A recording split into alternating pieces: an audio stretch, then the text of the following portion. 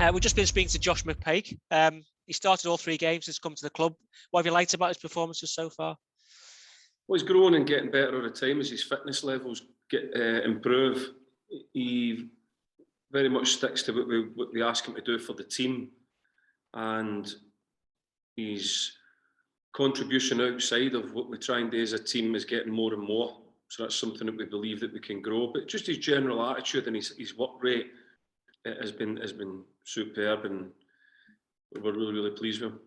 He seems to have a really good personality as well. Has he got a good personality around the place? Yeah, he's a good lad. He fits in well with the group. I mean, he's only been here a wee while now, but he fits in well with the group, and everybody gets on with him and enjoys working with him. And Charlie Jolly, 2 superb goals last weekend. Is that something you've seen in training over the last few weeks or so since he's come back? Since I was here at the club, I never brought Charlie to the club. That credit goes to probably Steve Beck. I think Steve brought him here from Wigan. So he was a lad that I didn't know an awful lot about. I done my due diligence on him and found that he'd always been a high achiever at Wigan and scored lots of goals. And he just kept catching my eye. And we just got to a point where he went to Chester, did really well there, and I thought the boy deserves an opportunity, and one opened up from him, and he's gone and taken it and done really well at it. And he's another lad that we have here that has great potential. He looks full of confidence. He's scored 4 since his return. Is he a player who could become a regular scorer, do you think? Well, I hope so. He's got to keep doing the things that's allowing him to score goals well. He's got to keep improving. Of course, he's not a surprise commodity anymore, so people know about him, so you've got to work harder for your goals now. But he's a player that we enjoy watching develop all the time, and he's a player that's always trying to get better all the time. So, yeah, like him and Josh McPake and people like having the young players around is good for the building. And after having another week's training, how's Kane Hemmings looking? Kane's fine. Kane's good. A wee bit of a calf strain on Saturday, so we took him off, and he should be fine to travel with us tomorrow. He trained today.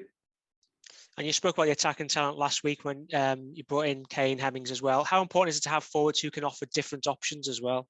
Hugely important, because every game is going to present a different test. So to be able to either start a game with a certain way of playing your front men, or knowing that you've got that from the bench, is really exciting. So it's good that we have that kind of quality in the group. And you always have to work hard for every result you get, of course, but the players must be really confident going into games at the moment. Yeah, but not overconfident, because we understand that you've got to work very hard. We have had to work very hard to try and get results. That's a basic of any performance. We must go in and understand that we've got to have the right mentality. We've got to work hard at the things that we know that we need to do to give ourselves a chance of getting results, and we've got to continue that every single game, every single day. Actually, we do it every day in training as well. And you've got a side that looks really hard to beat and to play against at the moment. Does that give you a bit of a psychological advantage going to games, because you know teams will have to play well to get a result against you? Well, we hope they have to, but we have to get it right. We keep saying we don't take that for granted. You've got to turn up with the right mentality and the right attitude. And if we get them right, we know that we have got people who can score goals, and we know that we've got people who can make it very difficult for the opposition to score goals against us. And that's the recipe that every manager is trying to get. So we just work very hard at finding the consistency and keep trying to improve on that every day. And you got Crawley Town on Saturday. It's the 3rd time you've played them this season. Does that help going into this one, or is it every game a different one? They're always all different, but we know it's such a difficult place to go. We have got a lot of talented players, both as a group, Crawley, and as individuals. They've got people who can cause you damage. So we respect that, and we know that, again, we take nothing for granted. We'll prepare the best we can, get down there, get ready, and know that we're going to have to do well to go and get a result. And that's what we're going to try and do. And after this weekend, you're going to be playing, or after this following week, you're going to be playing Saturday, Tuesday for 3 weeks running. So will it be good to have a 4 weeks training ahead of that busy schedule as well? Yes and no, because we enjoy playing better than we do training, because that's what they want to do. They want to just keep playing games, try to get them recovered, and trying to steer clear of injuries and things like that is always a minefield. So you're always worried about that because you can't predict that. So it's a difficult thing to be involved in. But we try and keep the squad all clued in how we play. So we coach them as an entire group, not as individuals or units. They all know how we want to play all the way right through the group. Because if we need them, they can step in and they know how we want to play in it, and it should be seamless that they can come in and perform the way that we want them to play in this busy schedule that's coming up. And just finally, how's the squad looking ahead of the game? I've got 1 or 2 doubts for the weekend, but like everybody. So we'll see more. We'll know more about that tomorrow. But we will not make any excuses. We've got a squad here that we believe that we've all been brought here to play, let's say, first team football, and they'll just step in and we will we'll keep going. Thank you, Micky. Good luck. Thanks, Carl. Hi, Micky. Hi, Richard. What's the situation with Paul Glatzel at the moment? Has he still got COVID or is he on the mend? He's still got COVID, so we'll see how that goes. He needs to get a negative result, I believe, and I think he's shown the faint line, so he's not trained today. Okay. You said the other day Nicky Maynard's injured. Is that still the case? Yeah, he'll be out for most of much or all of the season. We don't really like putting dates on things because it's not fair to the players. But he for the foreseeable future, he will not be available. Yeah, are you able to elaborate at all on what his actual injury is? Yeah, it's an ankle injury, like a ligament injury, I think. That's come. I mean, you probably have to ask something more technical than me, but it's a serious enough injury to have him out for pretty much most of the rest of the season. It was a great performance on Saturday from Leo Connor. He seems to be forging quite a strong partnership with Jay Spearing. Is that something you've been particularly satisfied in the last couple of games? Yeah, but I'm satisfied with all of them.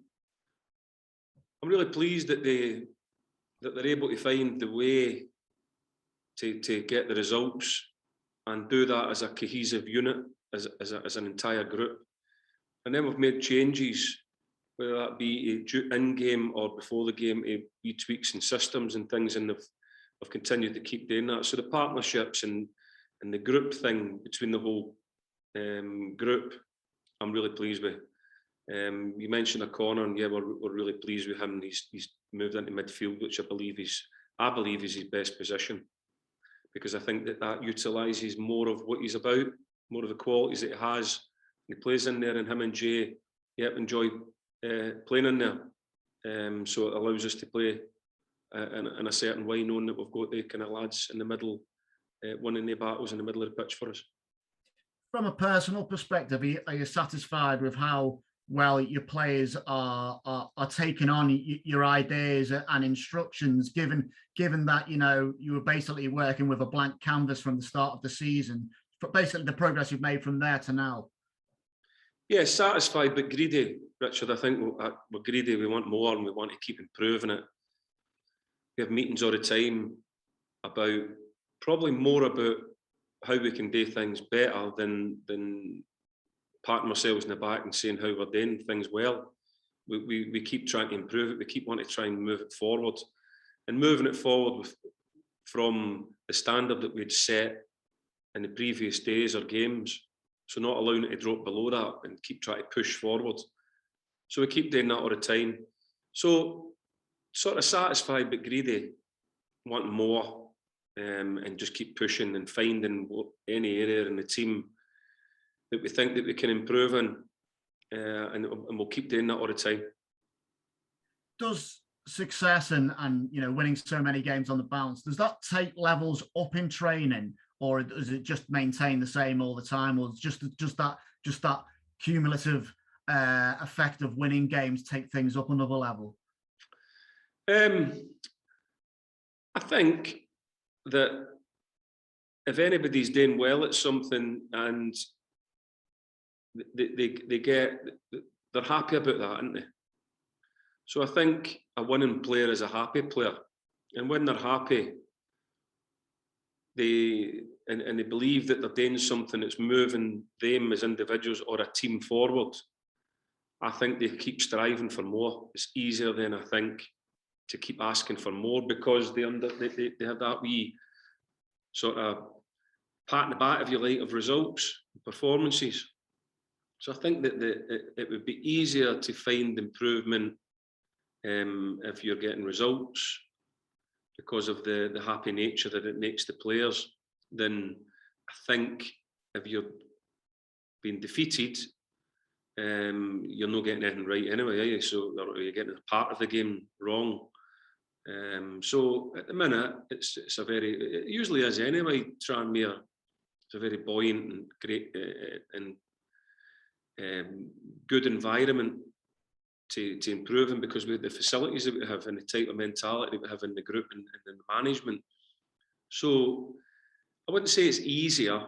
I just say it helps more if you're getting a pat on the back for hard work, that you think you're moving in the right direction, so you want more of it. Many goals scored in training, or are the defenders just that good as they are on a Saturday that no one gets a look in? I think to be fair, I don't want to go through too many individuals, but the people that we work the most on and are getting the better results in defending are not actually the defenders. So we work very closely with Opta, and the stats will show you that the people who are defending the most are not necessarily the people who you believe are just defenders.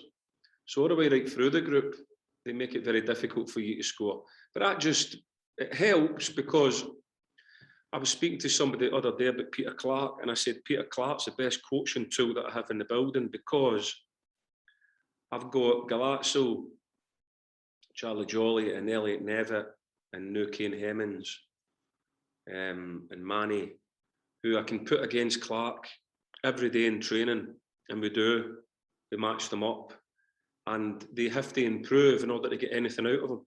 So it becomes a wee bit of a healthy competition. That they have to improve to get anything from him, and he will keep going because he doesn't want to give an inch. So it's a great training environment that you can create from the two things. So we do that a lot here. And do they score goals? Yeah, they do, but also the Peter and Davis and Knight Percival, who's a fantastic defender as well, makes it very difficult for them as well, and Cogley and all these kind of guys. So we match them against each other. It's a good training tool to have. And I suppose, sorry, I lost my trail there. Just on the point you're making there, sorry, about strikers, you're asking a lot more than just someone who can stick the ball in the back of the net in that respect, then, aren't they? You're looking for someone who's fit enough and focused enough to make sure they're closing down and defending from the front. Absolutely. Particularly key late in games. Yeah. Well, I've spoken to all the attackers at this club, and I said to them, well, I understand now that every club, pretty much the buzzword at the minute is high press. So that means that the people who are the highest in your team, the further nearest to the opponent's goal, are the first line of the press. They're the first defenders, if you like. People want to press high now. And I asked all of our strikers, have you ever worked on 1v1 defending?